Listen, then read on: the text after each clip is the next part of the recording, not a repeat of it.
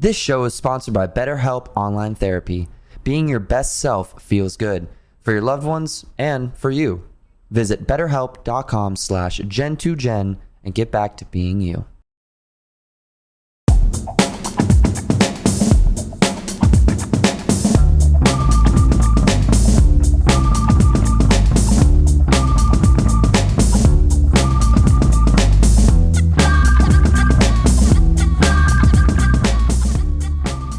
Welcome back, everybody, to another episode of Gen to Gen, episode 5. Yes, Matthew Espinoza, and I'm Eric Griffin. Eric Griffin. And my longtime friend. Can I not talk? I'm being introduced. Can we introduce you? Can we? Man. I was like, do I just sit here in the middle and just like... What if we never talk to you? How long would I wait? No, I wouldn't wait. I'd jump in pretty quick. Eventually just gets out. Just leaves. I'd be like, you guys are probably going. All right, Dane Cook, everybody. Dane Cook. Woo. Hello. Yes. It's Gen to Gen. It's his generation versus our generation because we're the same age. Verse? Yeah. Are we fighting? Versus, yes. Yeah, we do an arm wrestle. It's a duel. Every episode starts off with a good old arm wrestle.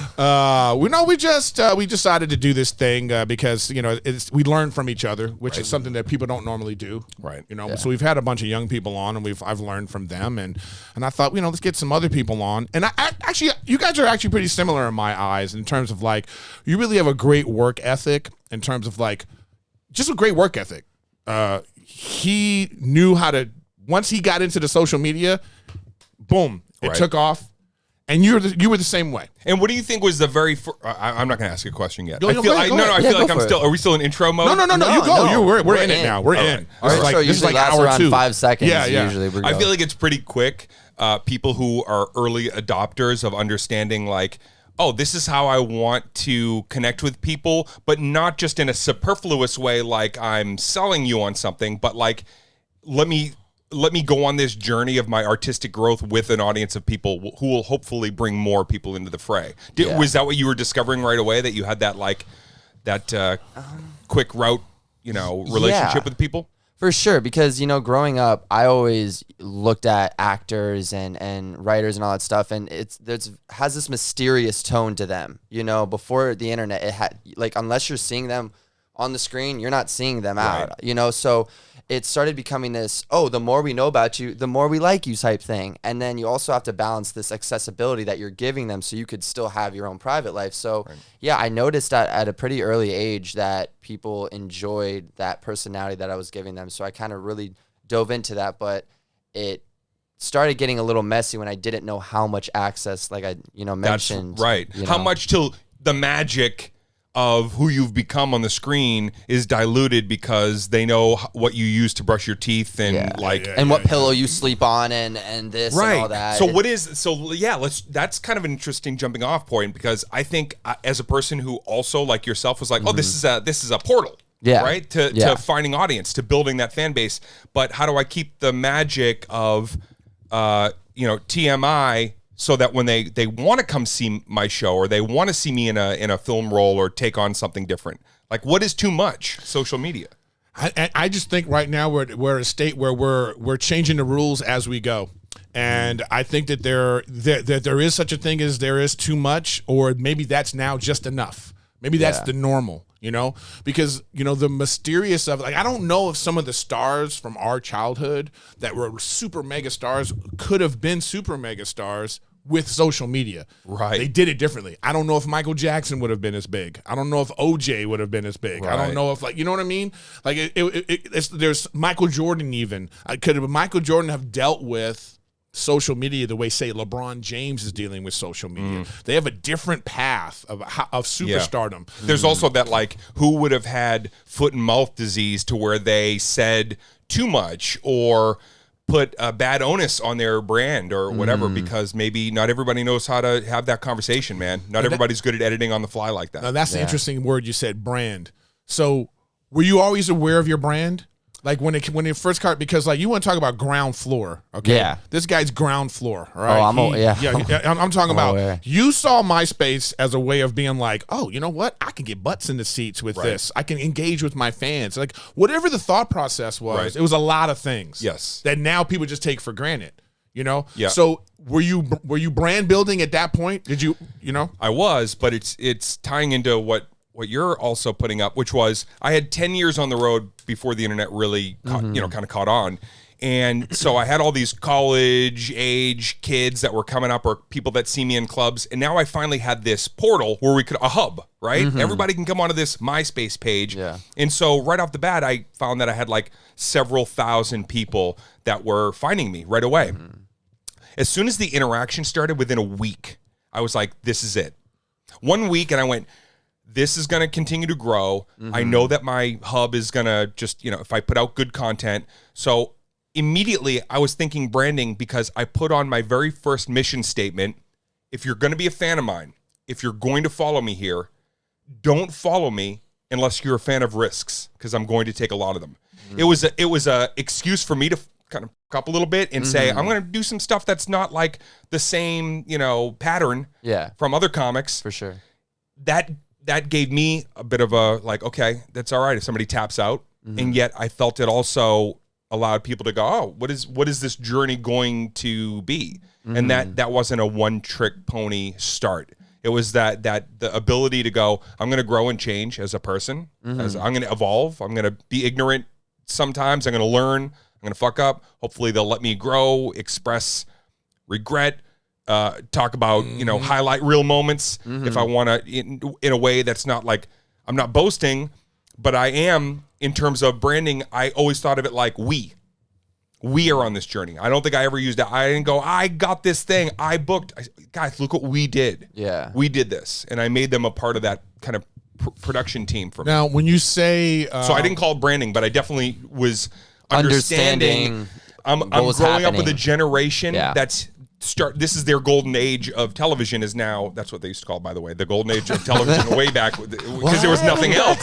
But this was the golden age of the next thing, and I knew I was a part of it. So, do you feel though that there was like a little bit of like a leeway, a little bit of rope being a comic, like when you say, hey, I make some mistakes. Also, the times, right? Because if you think now, right? Because I would say that Matt is very aware of the things that he says. But are you different? But are you then doing that to a point where this is going to be a tough thing to answer? Like everything's shut off and you're looking in the mirror. Is your integrity intact where you're like, I'm really living as honest as I possibly can while things are rolling? Or are you going, I'm a little aware of things that I'm saying and doing? And does it make you feel like when everything goes off, do you go and breathe in a sigh of like, oh, I feel great? Or do you go, ooh? Well, I think at the end of the day, I really do understand the responsibility I have with the audience I have and also understanding the age of the audience I have. At the end of the day, I'm not perfect and I'm not always making the right decisions, but at the end of the day, I know what I can put on the internet and what I shouldn't put on the internet for the most part. And I know that if I can make a video and make someone laugh without cursing, for instance, or making a crude joke, then I'll go for that because I know I have a long career and I can do that at a certain point eventually. But right now I know that there's younger kids watching me and I just know that's my responsibility. And that's just just who I am personally. Not everyone wants to take that on and that's fine. But that's just who I am. That's my parents have been like, have just raised me that way. So and you could probably even look at, kind of unfortunately, it's like some of we grew up with like the Disney kid generation, and some of them didn't make it out alive because they were so homogenized and so one branding thing. One brand. They were afraid to grow up, or maybe the people around them didn't want to see them change. Well, it's also a money thing too, man. It's like this is your brand. Like look at Hannah Montana. Look at Miley Cyrus. I was gonna say Miley Cyrus. You're like if you're making millions of dollars being this thing, right? And then you go and you're a kid. And then like you're going through puberty and you're going through like, hey, can I not be a kid anymore? Can I not be a kid anymore? Can I like boys? Can I like this? Can I go out on dates? And then she just went. Of course, we just witnessed her whole rebellious. Yeah.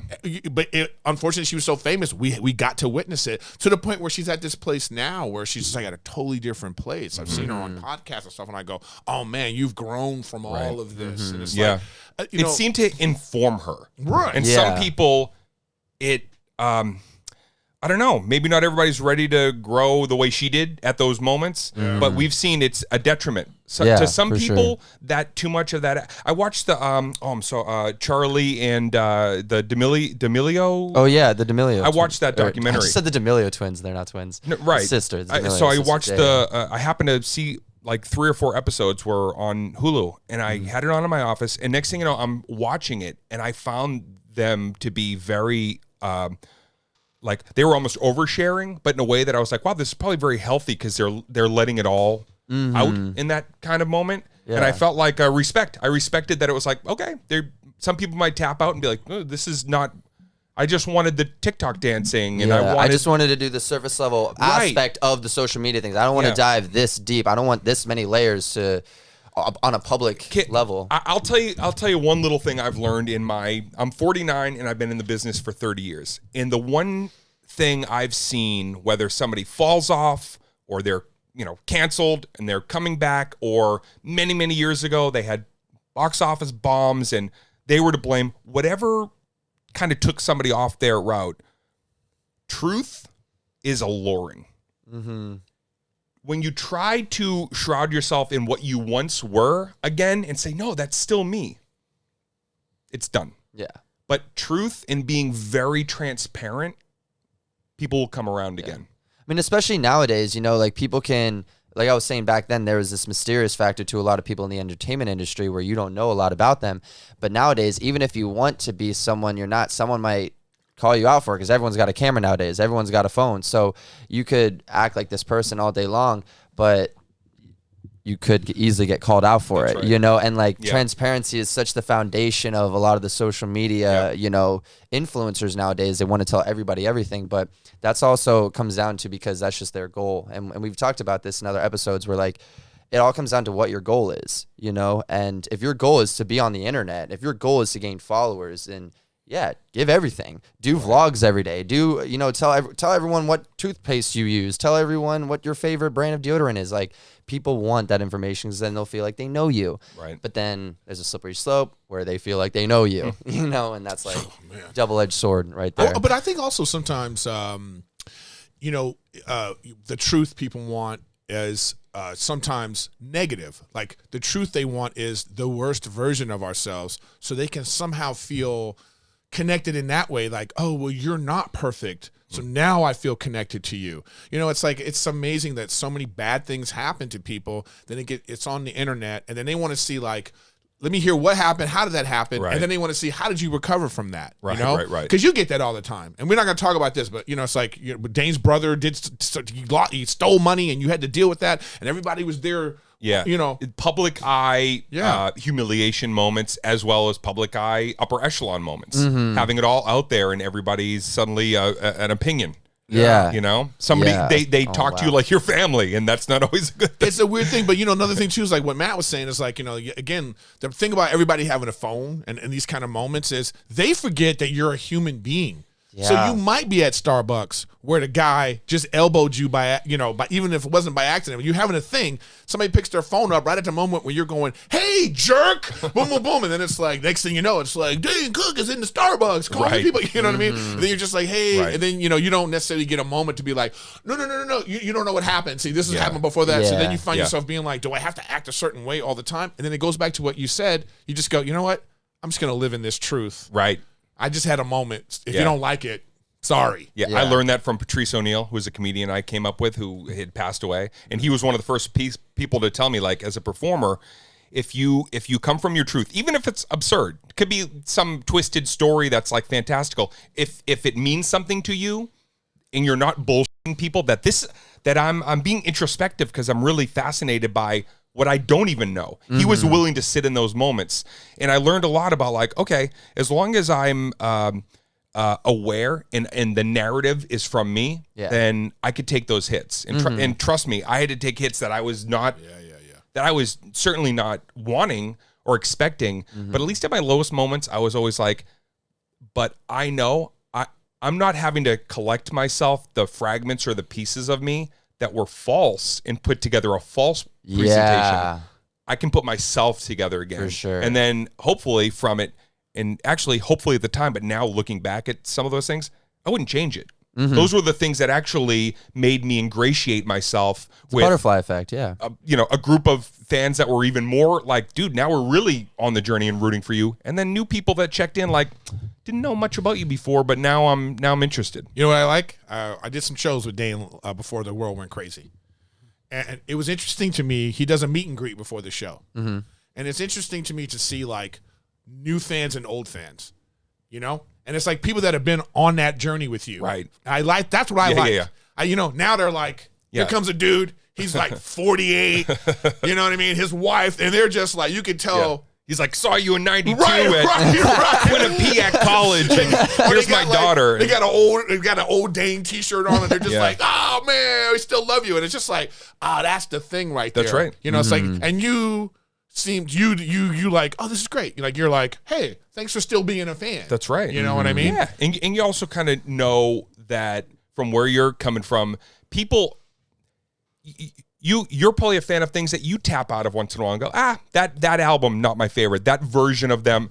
And you just do your own thing. Yeah. But then you swing back around and go, what are they doing now? And if you don't try to hold on to everything and everybody all the time, that turnstile career of people come and go. Yeah, exactly. You'll have high water marks, and you'll have things that people are like, I thought that was caca. And it's like, oh, wow. But, you might look at something and say, I didn't like that choice you made. I go, well, that's where I fell in love for the first time. So I don't even care that you did or didn't like it. I know I had a moment out of that experience. You know what I mean? So it's... You know what we're going to do now is like, I was just about to say, we got to go to Matt's notebook. Yeah, I got some questions. Yeah, I knew he would. Notebook! We got to go to the notebook! All right. You do that and this as well? Yeah. You're just bringing that music everywhere. But no, the thing is like, what I was going to ask is, based off what you were saying, do you think that, and this also goes for you too, do you think you would have done anything differently if the internet was there from the gate at the way it is now? Do you think you would have just anything differently? Do you think you would have? I don't even know. From the beginning of my career? From the beginning. Those first 10 years? Yeah. Yeah, but how different you think it would have been? It's so funny because it comes down to the transparency thing, how we were talking about. I often think about some of the comics that I admire. And I look back at what I've been watching them in the clubs do for the past 10 years, and I think to myself, they already are famous. Okay, I don't know sometimes if it would have been the same with the way things are right now. Right. Yeah. I just don't know. Like, would your sets have been different? What do you... Probably, I think, I think it would have helped comedy more. I think because I find that, like, with all this transparency, we have to be more thoughtful, Like, I've done some sets where I've been like, and somebody will be like, I didn't like what you said. Right. And then so initially I'm like, you don't tell me but I do think about it. I go like, okay, why did they have that perspective? Sure. And it makes me go, well, is that something that I want to say? Do I want to make sure I'm saying what I want to say? And so that's that, it just goes with the territory. So now I don't know if I would have, I think it would have been different. There's two things that I know. When I look back on my early stand-up, things that I thought I was not being ignorant about, that I was doing the smart version of. Now I look back and understand, oh, wow, that was the ignorance. I actually thought there was a way to do an Indian voice in a routine that was like, oh, no, I'm propping this person up. I'm not doing what other comics do, which is making this person look the fool. Now I can look back and go, that's not my truth. That's not, there's no need to do that voice. I can still tell a story without that joke I'm doing. But so on one hand, there's always going to be things that you look back on. There's no level of policing that is going to keep you from having to learn about another person's experience from where they are. So keeping an open mind and realizing I could not have protected myself from saying, ridiculous shit for a lot of years. And also, I didn't have the spine early in my stand-up to probably stand by my personal constitution. It took me a long time and probably getting battering rammed around the industry a little bit to finally go, oh, I know how to weather storms. I know how to get my thick skin, and I'm ready. For sure. Definitely would not have wanted the internet as the early part, because I would have been false. I would have been trying to people tell you who they are and then they show you who they are. I would have been telling you a lot, and probably not having as much substance. And the thing is with that is, how you were talking about where people are watching you and they might come and go, and there's fans who randomly show up like, dude, I didn't like that one thing, but I liked this other thing of you. The thing with social media is that you're seeing these numbers go. So you could see, oh, this video did well. I got 1 million views on this one. I like this one. But this other one I'm about to put tomorrow is going to be great. I'm going to put this one out. And then that one doesn't do as well. And you're like, wait, what? And then you start doing all this judging because you're seeing these numbers right then and there. A lot of the times I feel like back then you're not seeing these numbers consistently of like what my fan base is looking like right now, and that can mess with people's self-esteem and their confidence. I think the numbers of it all is probably the worst element of anything social media. I feel bad for so many kids in school right now because I'm so lucky I didn't have to deal with that growing up. Of like looking like around, I know kids are sitting in class right now like, he has 500 followers. I only have 200 followers. Right. When there's just a test right there. There's a science test going on, and this kid's thinking about 500 followers, man. How am I going to get my followers up? And that self-esteem as a 6th grader to mess with. Oh man, I couldn't even imagine. And imagine like when technology gets even better, where it's like going to really be like, we'll have like Black Mirror. We'll have contact lenses. It'll be like 1 million followers and blah, blah, blah. And there was an episode of that. Yeah, I know. Remember, it was like, I'm going to give you some likes right now, and you could hear chimes in your in the augmented reality whatever. The thing about your point too is that you put the video up. This is what I think happens a lot right now too. You put this video up, it gets 1 million views. The other one doesn't. And then you put another video up, it gets 1 million views, and you were doing something wacky in it. Then now you think, well, now I got to be this wacky guy now I gotta all be the this time. wacky guy, and that's what happens. Right. That's how so many social media people, like, they start with, like, I'm the guy that does this. And then all of a sudden, people are like, oh, we love that. He's like, well, I got to keep doing that. And I got to keep doing that. But this is where I'll chime in and say it goes back then to goals, because if that guy or that girl's goal is to gain followers, then he's doing or she is doing exactly what they need to do. If they want to actually stay consistent on a personal level and say, no, this is my foundation of who I am, and that's not going to change regardless of the views and engagement, then their goal is to be or do something else, So, but if their goal is to gain that followers and be the biggest entertainer, because I've heard people on social media say that I'm going to be the biggest entertainer in the world, blah, blah, blah, blah. So they're not going to stop at anything to get to that point. But if this means cooking videos. What does that even mean now, though? Thank you. What does being the biggest entertainer in the world even mean? Is this based on followers? Like, you're the biggest entertainer with the most. If it's based on only a number, then you're in trouble. Because I don't know if this is even like, it's side item, but there's a lot of bamboozling going on even with those algorithms and who gets seen what, where, and why.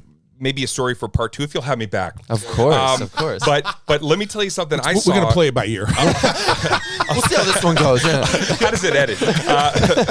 I'll tell you what I saw growing up, which I've always been a kind of an analytics and data and numbers person. It was there my whole life. Even though, oddly, I have dyscalculia, which physical, like seeing numbers. What is dyscalculia? It's like dyslexia where I get numbers mixed up if I'm looking at numbers, or if I'm trying to, like, if you told me your phone number, by the time you get to the last digit, I can't remember the first couple, or I switch them. That's how your brother stole the money. All right, well, again, part 2, part 3.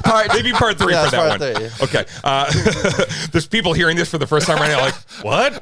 Going back to context. Right. Yes, we got it. But okay, no. But let me leapfrog through time back, which is, so I grew up seeing movies and TV shows that were considered duds or failures. And then suddenly you'd call them at the time like cult classics. That meant like they hung around. And then later they became some of the most successful movies that to this day you go like Ferris Bueller's Day Off is a classic comedy. That if you watch it today, it's just as funny. It was a bomb. Austin Powers was a bomb.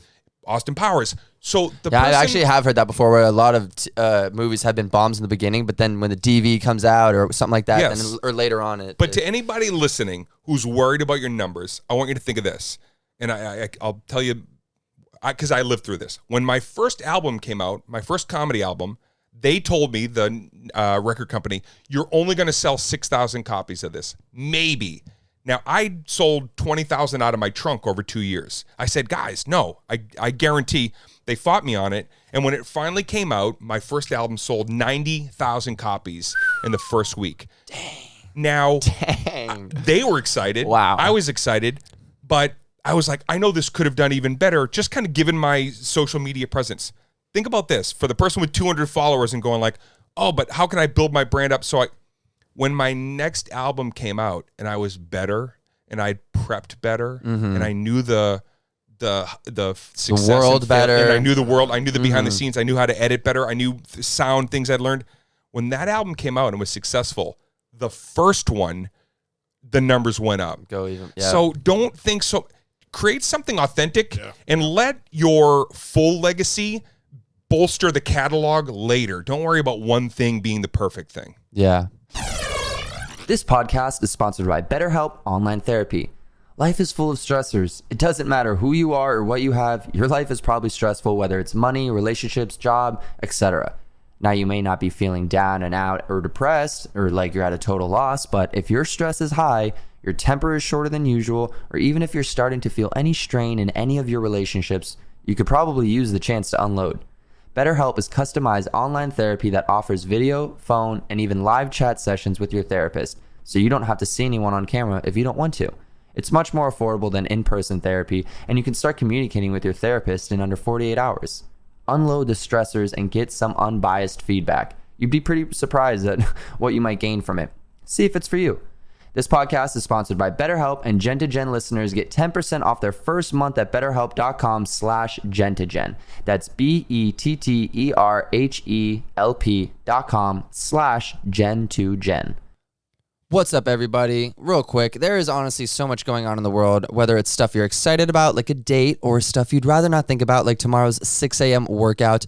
You can't always control the vibes out there, but you can always control the vibes inside your head with a pair of Raycon wireless earbuds in your ears. I've had these for a long time, and whether I'm using them to pump up, wind down, work, or work out, Raycons are my go-to for audio on the go, any day. And the new everyday earbuds look, feel, and sound better than ever with a new improved rubber oil look that feel and look very amazing. And they're optimized gel tips for the perfect ear fit. Feel so amazing. They're honestly very impressive before you even start listening or put them in. You can get 3 new sound profiles to make sure everything you're listening to sounds its best with just the right amount of bass. There's also an all-new awareness mode for you when you need to listen to your surroundings instead. Raycon also offers 8 hours of playtime and a 32-hour battery life. 32 hours. There's also a built-in mic, and you can take your calls on your earbuds at the press of a button. Raycons start at half the price of other premium audio brands, but they sound just as good. And Raycon comes with a 45-day happiness guarantee. Right now, Gen to Gen podcast listeners can get 15% off their Raycon order at buyraycon.com/gen2gen. That's buyraycon.com/gen2gen to save 15% on Raycons. That's BUYRAYCON.com/gen2gen. Thank you again to Raycon for sponsoring this episode.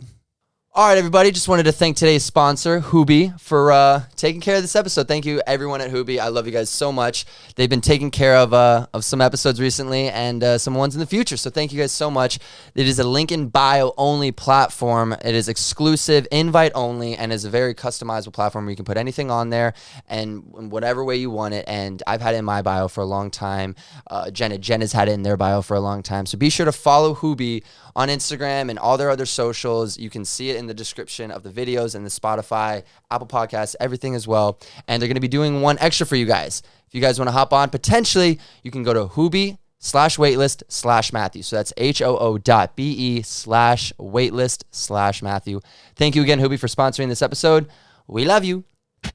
And that's when it comes down to, like you said, don't letting one thing be the perfect thing. It comes down to expectations, just doing what you do because you love it. And that's why when you want to upload a video or you want to do this, just do it because you genuinely enjoy it. And that's so many of the times that's what happened. It'll be like 4 a.m. or something like that, and I'll randomly think of an idea. 3 a.m., that's like when I'm most creative, and then I'll randomly just make it, upload it at that time, and then go to bed, and I'll wake up, and like that'll be the video that has like 10 million views. I'm like, what?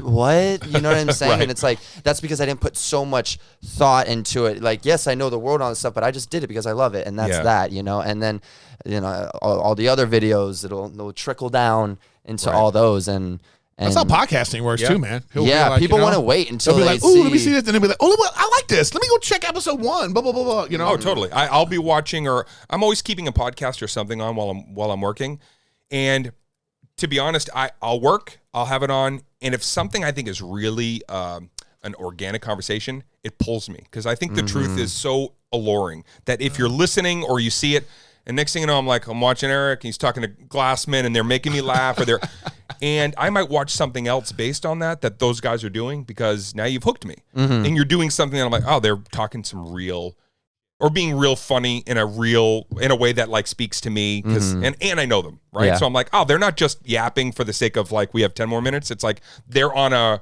rhythm and a banter, and which is great. You guys together, by the way? I know. You know what? A lot of people are telling me this too. Oh, it's funny. It's funny and I realize shit. it. Sometimes you know what the thing is that when you find out something about someone that you didn't know before, and it changes your perspective about them, right? It can really enhance your relationship. So like Rick is someone that he has autism. Okay, he's autistic, and I didn't know this.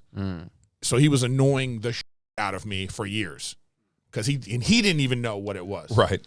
And then when he figured it out and he told me, I had such a moment. Right. Dane, Yeah.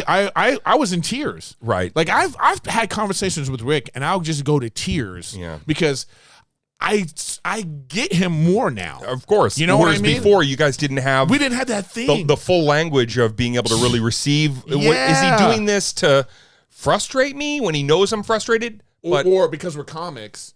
You know those comics things. They got me on. Yeah. I'm on all the time. Yeah.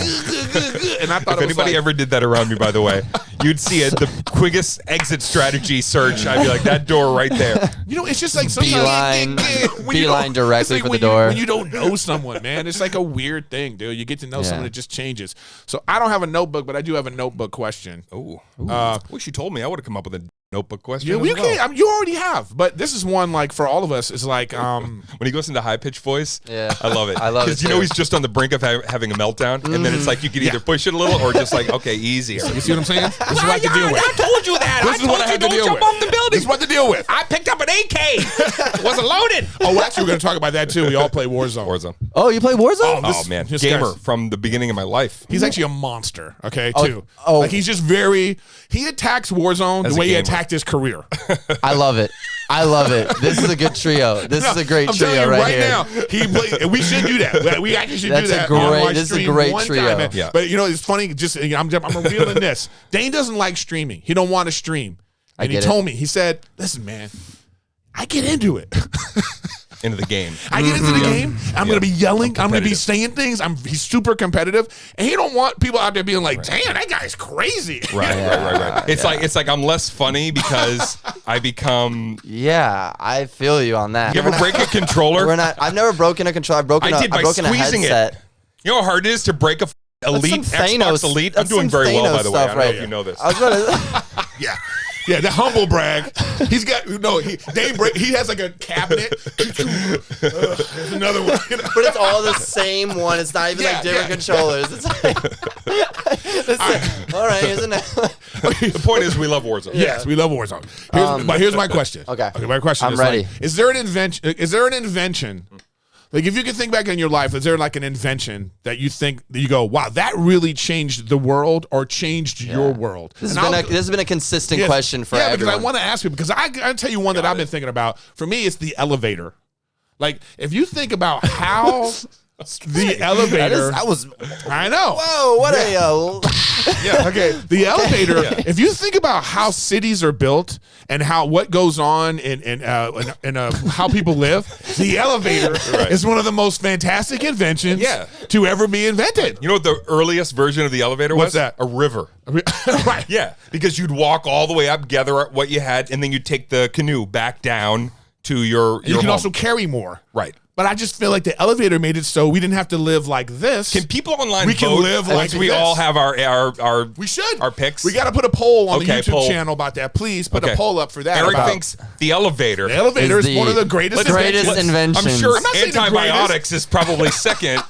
Yeah. Right. Are you going to say antibiotics? No, I'm What's gonna go. personal to you? I'm gonna tell you, but it's your show. Go, and go, I'm go. gonna, Matt, you go. I mean, there's nothing really, honestly, that's been so crazy to me. I guess just the fact of like self-driving cars, because I'm gonna sound super spoiled here, like a little spoiled brat, but I just got my license recently. Mm-hmm. I just turned 24, and I got it around a year and a half He's been ago. Ubering for like 10 years. Okay, cheaper than it hasn't even been around 10 years, so let's put that out there. Anyways, so. I get on. Yeah. Jeez. Anyways, so My girlfriend has a Tesla, and in the matter of like 1 year, I'm learning how to drive, and then we start dating, and then now I'm in her car driving, and it just is self-driving. That to me, and the fact that in 1.5 years, I went from getting my license, driving a normal car, to then being in a car that drives itself, like. Just self-driving cars in general, that blows my mind. But is that really even happening yet? It is. It is right now. Tesla, people are they fully they fully automated. Fully automated. You go on the freeway. I want to make a point with you right now about something that he just said. It's just so interesting for us. Being 49, right? Yeah. This guy's wait, because how old are you? Too. I'm 49. Okay, we're 49. Here's the thing. Our generation, I think that we have seen the most technological advancements 100%. in our lifetime in the short amount of time than anybody in any other generation. Because everything up to 95 was a different kind of everything. I'm talking about. And I was born in 97, so I don't. Just look at the telephone. We went from rotary. We had rotary phones. Then we went to the push button. Then it was like call waiting and then three-way calling. We had that. What's call waiting? Oh, you know what it is? It's when somebody else calls. And you hear the thing go beep beep and tells you there's another call. We didn't have that before. There used to be a busy tone. Yeah. Like we'd be on the phone and somebody else would call and it would be like and that would let you know that person's on the phone. They're on the phone. That's what we had to deal with. Look at his face. Can you even imagine? There was a girl in my neighborhood that I liked, and if I called 3 or 4 times and I got the busy signal, you called it, I would open my window and I would yell, "I'm trying to call you!" And then finally she would hang up and I could get through. Did you ever do an emergency breakthrough? Like, can you we press 0 and be like, this is an emergency call and I need you to. You never did that? I never did. Oh, I've done that. But just so you can answer the question, right? It is interesting that when he said that about like what are the advancements, because there are no real advancements that have happened in this short of a lifetime, because now everything's just established. It's like we have the iPhone, so every version of the iPhone after that, we're just getting better versions of what we already had. We got this stuff like we had the first computer. Right. I had a Commodore 64. That's right. You know what I mean? I did too. And we do like those. Still don't know what that is. It was a computer. It had like the keyboard was like 6 feet wide. Yeah. It was a tower. Yeah. Your desk. Yeah. Powered it. Yeah. It had the monitor had one color, green, Yep. and shades of green. That was the first computer, man. And then so we think about like how video games. So we saw that. We saw where video games are today. Right. We saw like multiplayer came along like late 90s to where finally you could play other people anywhere in the world. I mean, one of my earliest memories, it's funny because you're actually part of my early memories when it comes down to like things I remember on like pop culture and things like that. And Halo 2 was something where that was one of the first games you could ever play with other people. And I'm the youngest of 4. So I vividly have memories of me playing Halo 2 and listening to your stand-ups. Oh, wow. And I have even on my first ever MP3 player had no screen on it. And my siblings had all your stand-ups from iTunes on it. And I would listen to them and I would be going through them and I didn't see which one was which, but I would remember like, and I even remember one where you're like, "Thanks for the candy," like ones like that, like first like early clips, early ones, and like it's just it's wild to see how far we've come, because like you said, there's not really been anything crazy since then. It's just been better versions of that. That's true. And actually, what this generation is doing now is they're getting rid of technology because it's so stupid. Like, who's got an iPod? Where's your iPod? No, it's right here. Everything's right here. Nobody has cameras. Nobody has iPods.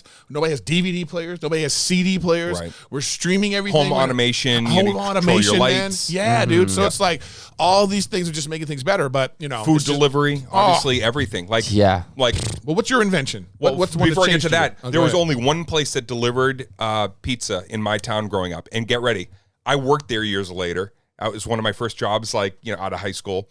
And if you called and I didn't feel like delivering you a pizza, I'd be like, "I'm too busy," and I'd just hang up.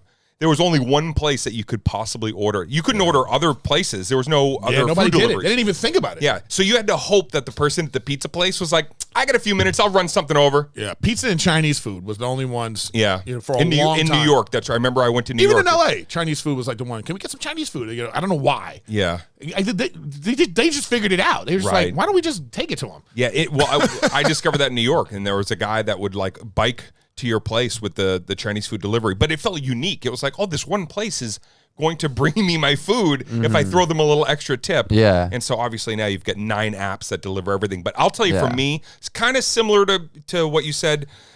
But the biggest change for me was we used to not have GPS in our car. And you had something called a Thomas guide. We talked about Thomas Guide, and I was like, what in No idea. what in God's name is a Thomas Guide? Is it like MapQuest? It was like What an is it? atlas book of What the, is an of the atlas? world. By the way, What's an atlas book? By the way, an atlas is a book of maps.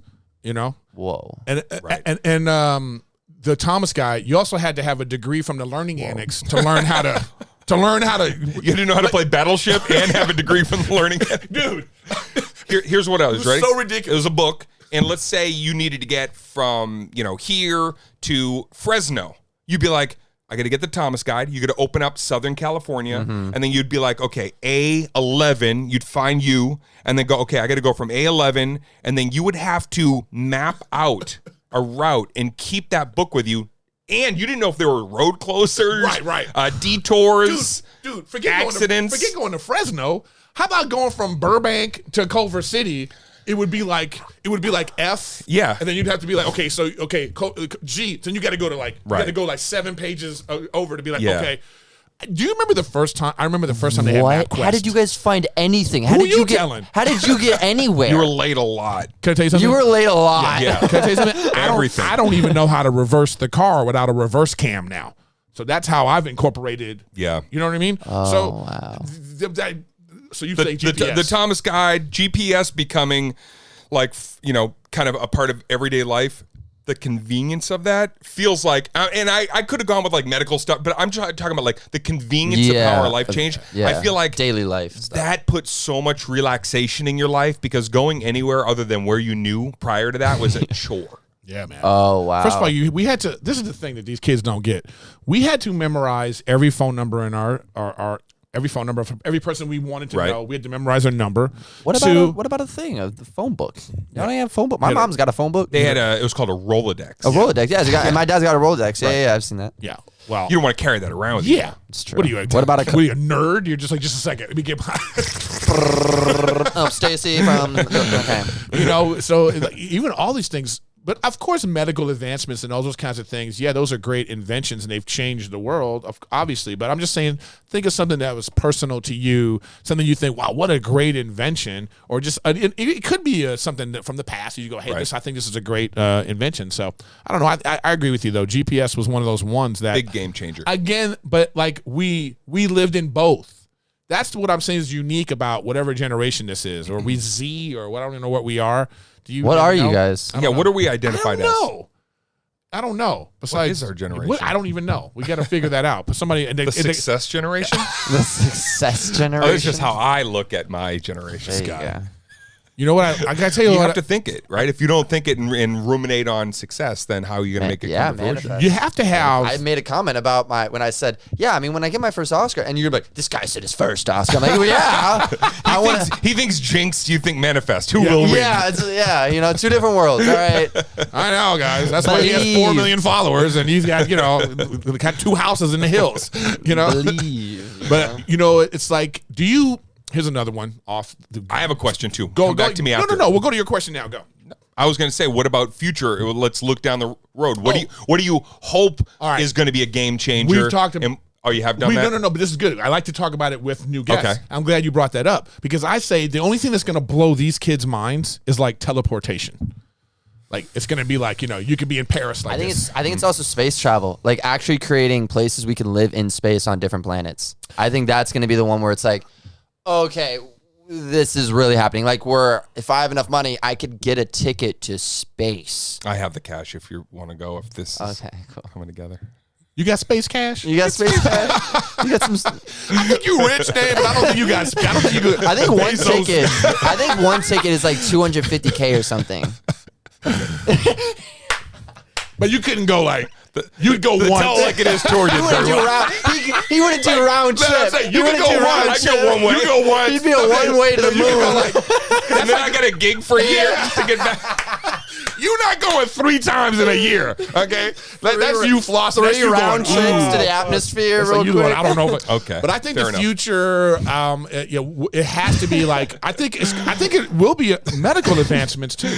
I think it'll be a thing where it's like, nanotechnology is my pick. Oh yeah. I think it's going to be a thing where it's like you need a new kidney. It'll be like that, Star Trek. It'll be like, oh, take the kidney pill, and it's like, I think Kidney pill. Take the kidney I pill. think transplants and things like that. I think cloning. Yeah. But it's going to be the thing that's going to be like you need a new heart, then they can like boom.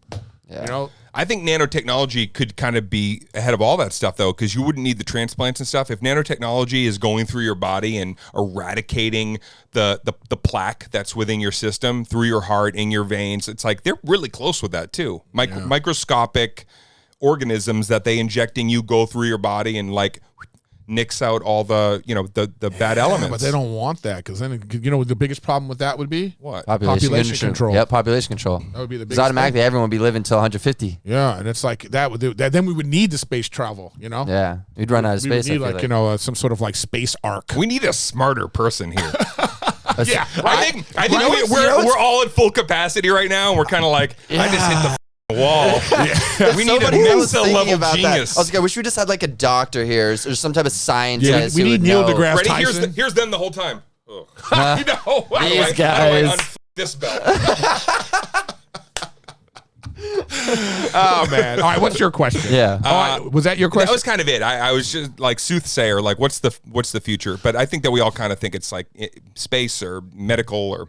I had a kid on my podcast. His name's Dylan Dickstein, and he's like trying to get into the NASA program. He's a super smart kid, and he's so interesting. I actually met him doing Logan Paul's podcast, and he was just there hanging out, and he started talking to me about I want to go to Mars. But when you start talking to him, he dumbs it down for me, right. But it's very much like Explains it to you like a 12-year-old. Yeah, but we're not close. We're not close in terms of like He still doesn't get it. It's like, try 9-year-old. Try 9-year-old. You tell me, explain this to me as if I'm 12, and then he does it, and you're like, okay, now do it as if I'm 5. Yeah. 9 was Talk to me like you're 12 and I'm 5. Let's try that.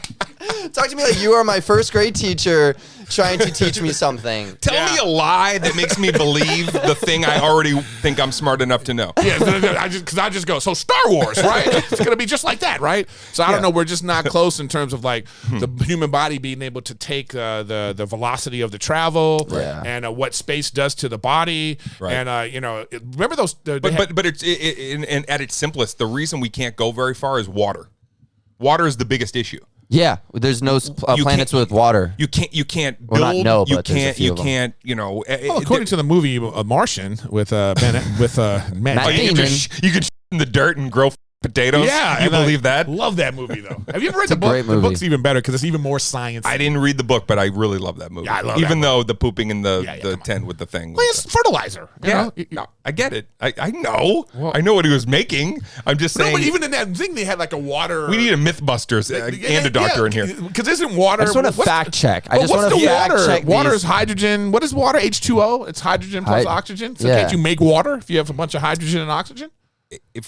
From what I understand, if you ever listen to big brains talking about why can't we just go there and start building, they always go, well, water is a big issue. Yeah. You have to have a lot of water. And I feel like that comes down to weight too. Like talking about making water, like yeah, you can maybe make a few gallons. That's but true. then what? Not enough to last like the 6-month travel to. And they're Yeah. not even close to like in every movie. What do they do when they go on space travel?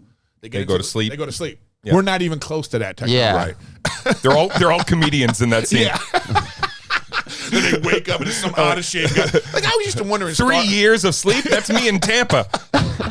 It's like when you watch Star Wars, I always used to wonder like why are the gold leader have to be like a fat dude that looks like George Lucas? Like everybody in the plane was always just like, no, I don't think the guy would have to be in shape. Right, Porky. Yeah. That's what his name was in the movie too. Oh, was it? Yeah, dude. All I'm right. There you Star go. Wars. Remember Porky's? Porkies. What's a Yeah. porky? A fat guy. Oh, A porker is what they used to call it. Dane, people don't know this gentleman. about Dane, but Dane is very much a nerd, like a super nerd. All right. In what ways? Like, Oh, a collectible nerd. Okay, because there's a lot of different nerds. Action like, figure I'm a stuff, action figure nerd, video game gamer nerd, nerd, yeah. my knowledge of certain things and like sci-fi, and I can go on deep dive conversations. When somebody starts bringing up like the making of Star Wars, like I'm right there. I'm like, okay, now you're speaking my language. Well, on that topic, I've always thought that, and people are going to be like, yo, Matthew's crazy for this. But I feel like a lot of the people in the film industry, especially from the 70s and 80s and 90s, they knew something about space. They knew something somehow. Like, how were they able to make Star Wars? How were they able to know this much? Because a lot of the times we still are going off of what was made 50 years ago. We're going off of that idea of like with the space travel and all this. Like, it blows my mind that they were that early on and understanding of it. And I feel like, for lack of better terms, film and TV conditions us for what's to come. And I don't know if so that's like a movie like Independence Day is preparing us for some kind of mass invasion, and like at least we, right? that'd be Where are you going to be when that happens? in one of my houses up in the hills. They're going to blow that up first. That's going to be bunker number 45. What do you I didn't mean? even think about that. They're listening to your albums. They grazed my house with the bottom of their ship. Yeah, it's Dane. No. We like him. Yeah, they're looking out the window like, the landing gear tears my master bedroom off. But it's okay. I'm in the kitchen. Now I just feel like what we don't understand, it's similar to like, religion or anything like that. These, we have these thoughts and our imagination runs wild. And the problem, not a problem, but the thing now is we have the technology to whatever we have in our head, we have the ability to show that on screen. Right. Mm-hmm. So that's something that I find that would be another amazing in a way that's really appealing to the human eye. Yeah. Like digestible to go like, this looks and feels very real. Oh, the first moment I felt that? The first moment I really felt that was when I watched Jurassic Park in the theater for the first time. Oh yeah. When that dinosaur came on the screen, you could tell it didn't look like separate from the background. The whole theater was like, yeah. It was so amazing because that was the first time a CGI created character was on the screen in that way. Right. So, question: would you be able to still watch that today, having the knowledge you guys have with seeing all the movies you've seen? Would you be able to? It's still immersive. It's still okay. Yeah. Okay. There's a few. He's a great storyteller. There's a few movies that, like, if you watch Terminator 2, James Cameron's technology he used then, except for maybe one scene where the robot's coming out of the fire, it looks a little wonky, but it's you get immersed in it because it looks that good. Wow. Anything before that, you start to go like, oh, I'm being pulled out of it because it looks. I disagree in a way that sometimes I go, I can recognize CGI now. Right. And I don't mind it as CGI because it's such a great story that's being told. If it's great. Yeah, you get over it quick. And yeah. I even, like you said, nowadays, I'll still be like, that helicopter is definitely CGI. But I'm like, I'm okay with it, The though, CGI in movies that I like now is like, you don't even know that it's CGI. Like most movies, like if there's any kind of action or whatever, it's a lot of CGI going on. But when they have like a character, and that's why I loved like in Mandalorian that they used a doll. I really loved that. Oh, the practical of using like a real puppet. I or loved whatever. that the baby Yoda was a doll. Right. And it made, I don't know why it what, drew baby me Yoda's in more. not real? It drew me in. I'm more, out. Breaking news. Breaking news. But what you were saying about like, where did they pull that influence from to create those kinds of films and have that? What was the visual like blueprint? what? Yeah, exactly. Like, because It's called books. But it's all. But even that visual, like, how do you write that? How But do you? it's- You're just. We don't even have anything to go off of. So that to me blows my mind. How do you think of Star Wars? I think you if know what I'm Orson saying? Welles was alive today, War of the Worlds. Orson Yeah. Welles did like radio plays before Okay. television. yeah, he's I love scared. how you guys have to set up He's things for scared me. America. You guys are like, okay, well, I this thought that's guy. part of what the show is. No, if he doesn't, yes. No, that's what I'm saying. If I I look love at you it. and you do nothing, I'll tell you. But if you're looking like I got it. Because I did have a blank face. I'm like, I think if Orson Welles was Orson alive Welles, the bank, right? and he had the technology available to him right now, I'd love to see what kind of thing he would have come up with. I mean, he was a fantastical thinker. So why Yeah. wouldn't he be using it to the hilt? Right. But I think back, the first kind of geeky thing I did was 7th grade. I read a book called Chariot of the Gods, and the book is still available and amazing to this day. And what it did is it was talking about how in Egypt, in the pyramids, the hieroglyphics that are on the wall, the carvings, they found that they were representative of what we're talking about now, space. There's carvings of spaceships. There's people looking up at the sky, and there's a person sitting in a craft with fire coming out of it. This is thousands of years that it's been etched on the walls of, with sarcophagus and all these other things.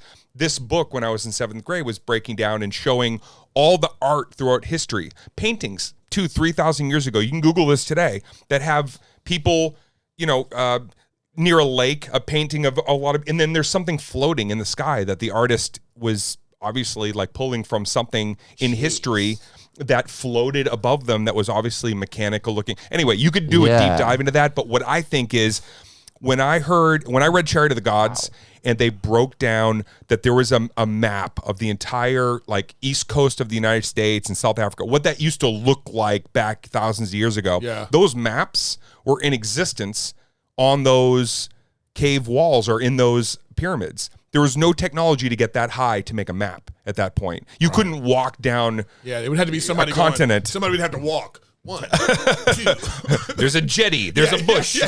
So I think that like this was like the version as I grew up seeing film and television start to expedite those visions into like great, not always so great, but storytelling, the visual medium of storytelling. But before that, it was all campfire stories or things that were etched on a wall. And just I got in. I remember the first book I read for pleasure. Well, actually, the first book I read that I enjoyed as a little kid, I'm reading this book, was Charlie and the Chocolate Factory. Oh wow, okay. And I read that, and I could read it over and over again, and I knew what was going to happen, but I'd still be reading like, oh, he's about to find yeah. This is it, right? This is it. This is it. I was, oh yeah, and it is again. I used to love that. So I still read science fiction books. Did you like really anticipate the page turn? You knew on page 87 it's going down. I read that book like maybe 10 times, and I knew everything that was going to happen, but I just enjoyed that book. I was like that with Stephen King's the Dark Tower series, which started when I was a freshman in high school, and he wrote them over 20 years. There was like 7 books. But I was the same way. I'd read a chapter, I'd go back and read it again going, I don't want to know, but I do want to know. Let me build up to it again. Almost like you'd rewind a movie today. I even feel like when I first read the I would Harry have to do Potter, that. Sorry to cut you off, but I would have to reread the page again because I don't know what I just read. It's not because I'm anticipating it, but I'm just like, what did I do? Let me do this again. Hold up. Yeah, but now it's like we're just inundated with like so much. But now you do it with an iPad, and what I dig about that is I do it with audio. Or with audio, so I don't even need that. I don't even read. These kids aren't even reading. They're just listening to Whoopi Goldberg read everything to them. I love audiobooks too myself, man. I delve into audiobooks. I love it. I want to hear the narrator the in my thing own is with mind. me is that like I don't like audiobooks if it's like a robot. If it's like the tree was super like and you're just like no. It's like, can't listen to that. I can't listen to that. If it's like an actual human being reading it to me, I'm like no. I like when they're when they're doing it like they're a dad and they're like Robin Williams and they're that's what I'm saying. And the pork came into view. But I want to imagine that voice. But I want to imagine because sometimes you could be reading something and you're projecting your own feeling into it. Yes. Why do I want you to tell me how I should be emoting? Let me feel that experience. For sure. And I guess it's just the fact is my own voice in my head is too loud sometimes, so I can't even be like reading something and then be like, yeah, but what are you gonna have for dinner tonight? And I'm like, oh my god, okay, yeah, what am I gonna have for dinner tonight? I don't know. My brain is just Do you dream in music? Do you ever dream music? Yeah, for sure. Oh my goodness, that happens to me a lot. Do you ever dream music? Dream music? It's funny because I've never actually had anyone ask me that question, but I've experienced it. And the moment you asked me, I knew exactly what you were talking about. I wake up sometimes with a song blasting so loud in my not a version. That's how we went. But I wake up thinking, oh, I'm going to wake up next to a very loud radio. Yeah. And the second I wake up, it stops. But I'm not hearing an interpretation of it I hear the actual song playing at full blast until I wake up.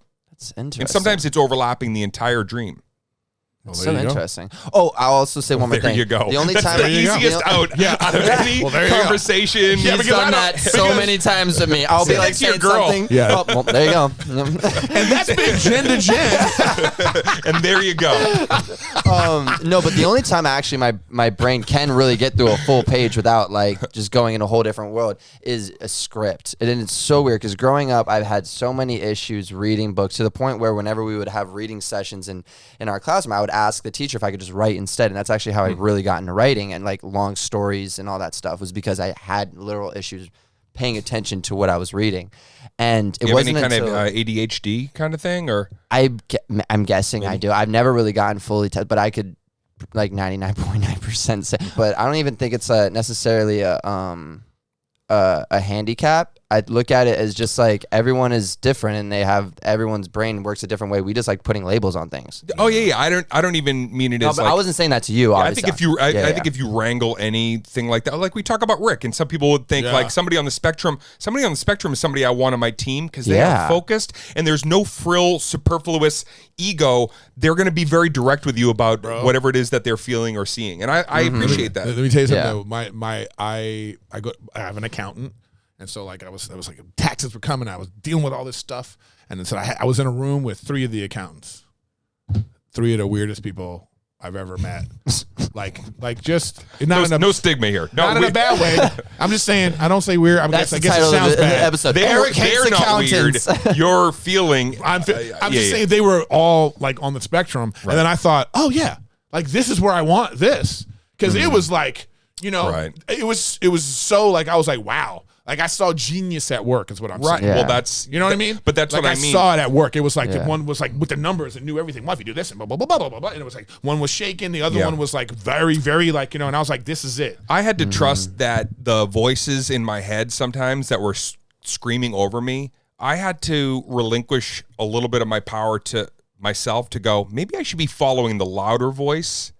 And as long as it's not causing me to exhaust myself, because I'm really not obtaining anything, I'm only just going voice to voice. What I found was that it's almost like you're having an argument in your head going, but this is really what I'm supposed to be doing. And instead I'm focusing on something that's not even really important to me. And that's, so you're saying the louder voice is like your conscience? I'm saying that sometimes it's I wish I was smart enough to know like the medical jargon, but it's almost like that's the lead dog in you going, this is real. Like something else might be you're fixated or you have a little OCD or something that's pulling you towards not the narration of really where you should be focusing and where you should be going. You need to kind of like listen to those voices sometimes and go, let me put all the other ones away and go with this one that's telling me like, no, this is the right idea. You know? Well, yeah, and that's the thing too. Like it's really a balance of knowing when to listen to that voice because like you could be focusing on something and then your brain takes you somewhere else. You could be like, okay, well that louder voice is telling me to do this, but then you have to really sit back and then think about it real time. Okay, but now should I do this or should I do that? And like, and I am glad that times in my past I have listened to the voice in my head and been like, yeah, I can do this a different way. Hey teacher, instead of me reading this book and then having to write about it, can I just write my own stories? Like, well, and do you have teachers that allow that? Yeah, I'll never forget my teacher, Miss Schreiner, in 5th grade. We had to do a reading log where we had to read a book. And for the first 6 months of the school year, I would just reread the same book, Diary of a Wimpy Kid. And the only reason I liked it is because I'm a very visual person. And they would have random little pictures in it of like describing what was going on every other like page or whatever. So I know that sounds super like, oh, you need a picture book in 5th grade? But like, I didn't think like, I was like, oh, I want to see these pictures. But I just kept on redoing the same thing. I'd read the same first volume, then do the second one, do the third, and then I eventually was like, listen, I'm not learning anything here. I'm just reading the same books to give you something. So can I just talk to you about maybe writing something? And she was like, well, are you just going to write your name a bunch? And like while everyone's reading for an hour, you're just going to keep writing Matthew over and over again because you're writing. I'm like, no, I will write. Yeah, thanks for believing in me, Miss No. She thought I was trying to trick her. I mean, that was a valid question. A 5th grader's asking you to write. You think you could get away with something by just writing, oh yeah, I'm writing, teacher, don't worry. Poop. You could just write the same thing over and over again. But I was like, no, I'll write a cohesive, like comprehensible, like chronological story. The dream student. And then that's what got me really into it. That's when I wrote my first story called Killer Cookie. And it was like a 12-chapter story about a cookie who lost his family to another family who was going to eat his family because it was a cookie. And he had to go and capture them. And he got so mad because by the time he got there, they were already being baked. Right. And then You're bringing that here. And we're reading it. And we're going to read it. Yeah. I'm not even kidding. It's intense. Yeah. Killer Cookie. Okay. And this is in 5th grade. It's a pretty dark story because he ends up getting. And get this, ready? My name is Dane Cook, and we're all here today. Serendipity. Woo! Boom. Well, there you have it. That is actually. That is probably because we're at an hour. Right? Well, I have one last question because you're good. Yeah. 102. He always knows. This is for you both. This is something I've wanted to ask. I actually have 2 questions, so I'm gonna need you guys for a little bit longer. Finish it with this. What is the difference? What is the balance for you guys when you're on stage? The balance between mean and funny, and has that changed over the years? Because for me, I love roasting my friends. I'm a troller. I love doing that. I think it's great. And I wouldn't do it to someone unless I feel like they know who I am and they know it's coming from a place of, friendship. Where does that lie with you guys? Where's that line? I think it's all about the setup. It's all about the context of what you're talking about. Okay. Because to some people, being mean is funny, but if the context is I'm saying something mean to my friend, and it because it's mean, because it's my friend, is why it's funny. I mean, let me give you a perfect real world example. We're talking about, Dane and I are chatting. We're talking on the thing because we're playing Warzone, and the world's opening back up, and then they go, well, they're at like 25% capacity. And then Dane says, that's like your regular shows, Erik. So, you know what I mean? But got him. You know what I mean? But we said it in a way that it's like, okay, so that's how so your But friend, I know you as well. Mm-hmm. Yeah. You wouldn't randomly say that to someone who you saw. So what I'm saying, context matters about why something's mean. So that's why in a stand-up set, your setup is important so people can establish, oh, I get why you're saying this. It doesn't always work. Right. But I think that's the answer to that. Yeah. I think when people know that, like, I'm not a malicious person, but I can say pretty cutting things. And I have an obtuse sense of humor that sometimes I think twisted thoughts. I want to observe and report, but I think up stuff. But my heart's in the right place. And that's all that matters. I think that if you're a person I think a person can go up and say something that everybody interprets as mean just because they might have anger or whatever is living inside them, and that's what you see. Yeah. But I think that if you're a good person and you're living a relatively, cool existence, not nefarious, I think people know that you're not looking to, make people feel bad, even though the comment might be. But another one doesn't thing, mean all. You can't just get generalized off that. Well, I also think comment, another thing that plays into it is, like, remember, this is a visual and it's a performance. You can say something, like, if we could say the same exact sentence and it's going to be taken differently, me saying it than you saying it. Right. Because I'll get a laugh and you might not. See, there it is. There's a good example. I didn't even want to do that. Why did I even do it? I cared this. more about your I point. like this. We need him on more because I don't know how to roast him as well, and I like this. That's why I'm bringing people but like please this. finish that, because I think that's important for people to understand this. Because it's like because it's like your voice, you have one of those voices that's like, the aliens are about to attack, and the voice that comes on the monitor is going to be your voice. It's going to be like, guys, get to section A, get to section, you know what I mean? Right. You have so sometimes you might be saying something and it gets lost in the interpretation because also, and just be real, in this day and age, when you're a straight white male, you can't necessarily say some of the things that someone else could say. Right. Nor should you probably be. Yeah. Depends on what it is. But even sometimes unless it's your truth. But it could be interpreted a certain way. So that's why, again, when you're doing a performance, a lot of it really is about, like, how am I setting this up? How am I what's the context of what's happening in the room? Yeah. But a lot of young comics, the whole thing about being a young comedian is like being a little kid. A little kid wants to understand discipline, even though in the moment they don't think they do, but that they want to know, what are my boundaries? A young comedian wants to shock you. They want to take the air out of the room. They want to walk the room sometimes, just not for the sake of, like, saying I bombed, but just to be like, how much chaos can I control here? So and we all did that at the beginning. You know what I mean? Until you start to learn, like, oh, there's a more interesting way to tell jokes than having to rabble rouse the whole room. Right. Okay. Well, my second question, my last one, is, do you think that has to do with also hecklers, and does your comments change based on that? What is, like, a good heckler story? Do you, this is a whole, now this is a different thing. Yeah, this is part two. Because that's when you can get mean, I feel like, because they're just disrespecting the set, That's an right? interloper coming into your show. No, but it's interesting that he says this, though, about getting mean, because I've had times where it's like, man, I got too angry at this, because then you lose sight of, like, you're still at a show. Yeah, people are paying to see. You're still at a show. So even though this person is like, there's a way to handle that. Yeah. And if you're in a good spirit about it, there's a way to handle it to really destroy this person. Right. And have everybody still be like, oh, man, this is great. And that's part of the show. Yeah. Because you also know that people are expecting all right, now the comic is going to bury this person. Yeah. But how much do you bury them? Yeah. And how happy are you that they just got buried? You know, so it is a. I've put scarlet letters on people.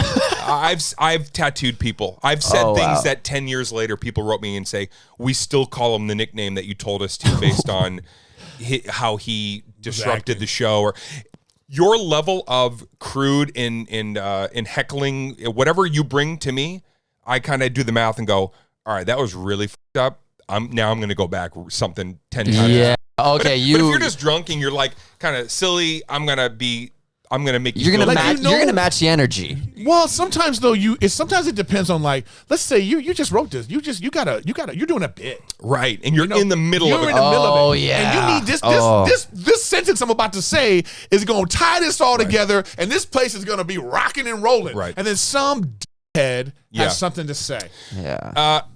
A woman came to the Laugh Factory 2 weeks ago. I'm 5 minutes into a set and I'm already on the first wave. Like, I'm like riding. You're cruising. I'm happy. Yeah. She puts her hand up and I looked and she went like this. Like, and I said some stuff like, this isn't a seminar, but I'm getting a little lost. But finally, I'm fascinated. I go, but I want to know. I stopped my bit. I go, what is it? She goes, do you have any other jokes? No. And the whole crowd, the air goes out and everybody goes, oh, because they think, and I think at first, oh, she's saying this isn't funny and I don't like it. Yeah. She then muttered, I saw your show last week. I said, well, then the problem is you come to too many shows because these people haven't heard it. They didn't care. The audience was out for blood. They didn't know that she was saying it because she'd heard the joke and she wanted to hear something different. Mm-hmm. They thought she just didn't think I was funny. Yeah. So therefore, I had to murder her with words. Understandable. Yeah. Because the audience called for it, like Gladiator. Yeah, they were like, yeah, and go, you know. Like, but that's the only time I'm in stand-up. How long you been in it? I'm 30 years. 2003. Okay, so I'm 30 years into stand-up. And except for those first 10, which, definitely said things that were like, I'd go home later and be like, oh, I can't believe I would say that on stage. Yeah. I was unbridled sometimes.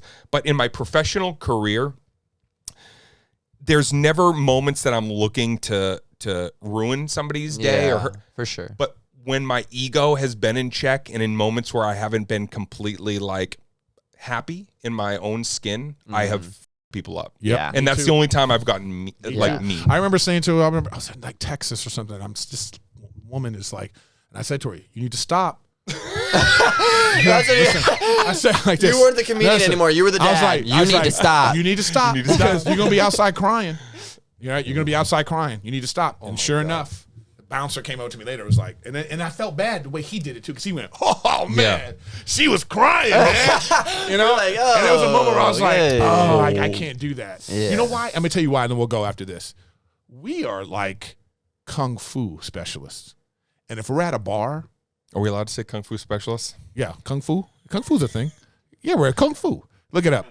And we're like, you're like a black belt in kung fu. Let's go with taekwondo. Okay, taekwondo. And you're at a bar, and some drunk guy or whatever is messing with you. Yep. You know you can. Let's not say drunk guy. Let's call him inebriated gentleman. This guy, Dane Cook, everybody. I like that. I like. I just want to be careful. I'm gonna get you in more hot water than you're already in from half the things that you've said on this. And then like, you can't beat this person up.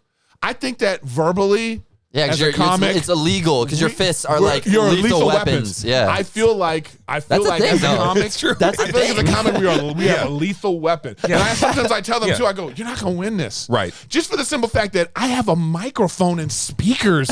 Like even that And people alone, paid me to come here. That alone, you're not I have gonna the win. Constitution on my side with what I'm about to do to you right You know now. what I mean? So then you like verbally kung fu him.